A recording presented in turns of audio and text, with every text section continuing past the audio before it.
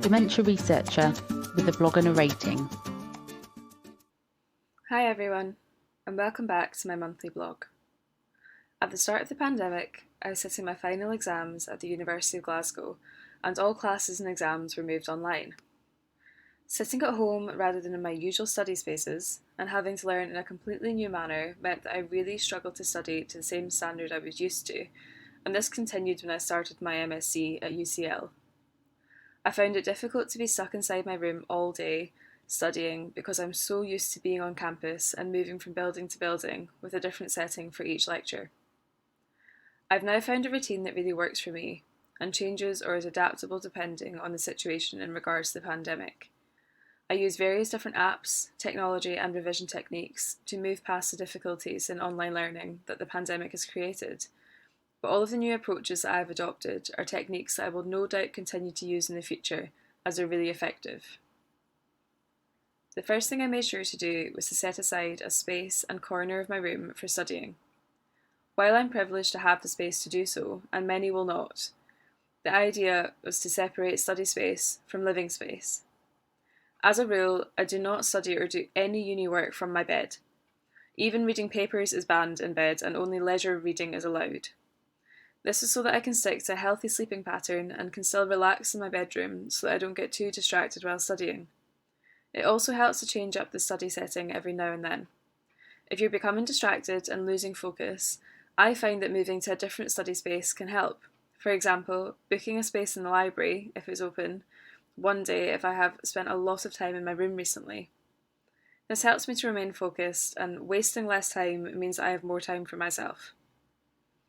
I used to type all of my lecture notes because it was so much faster than writing and easier to search through the notes for various terms or information using the search bar. If you struggle to keep up with your notes in time and want a faster method of creating good quality notes, typing lecture notes is an ideal way to do this if you have access to a computer. It also makes it much easier to note down what the lecturer is saying without missing too much information. While this method really worked for me for a long time, I recently invested in a tablet, and I found that it has made a massive difference in how I can study effectively.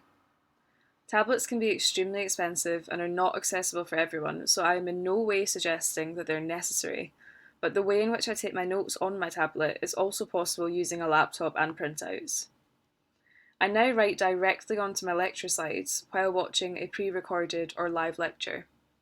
This means I can annotate figures and tables, highlight key information, and quickly add to various different areas of the slides without having to write out anything that is already on the PowerPoint. I used to struggle to stay focused during a lecture, but writing directly onto the slides and engaging with them on a deeper level means I remain focused for the entire lecture without having to make a conscious effort to do so.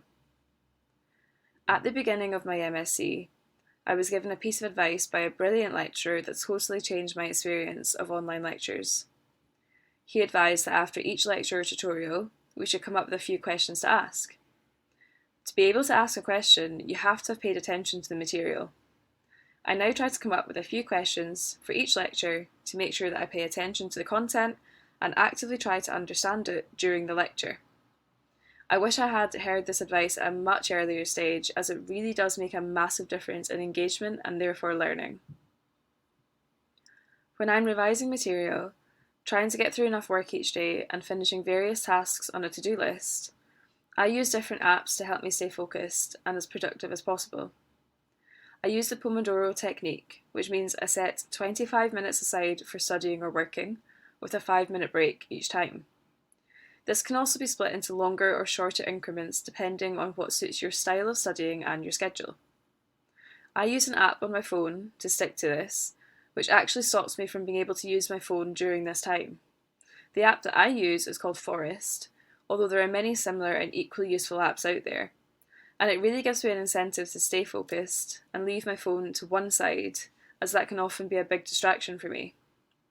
This means that I waste less time during the day procrastinating, and similarly I use an app on my laptop which blocks certain websites of my choice for periods of time of my choosing.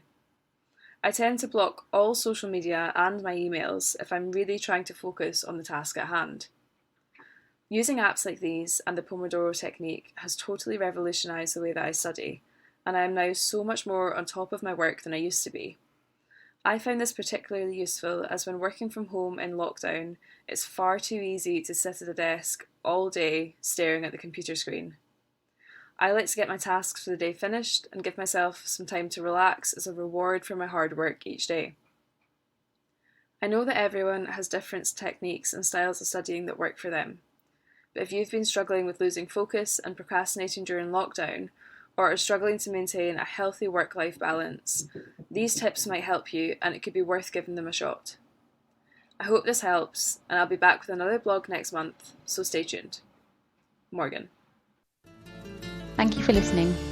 Join the Dementia Research bloggers and share your own views.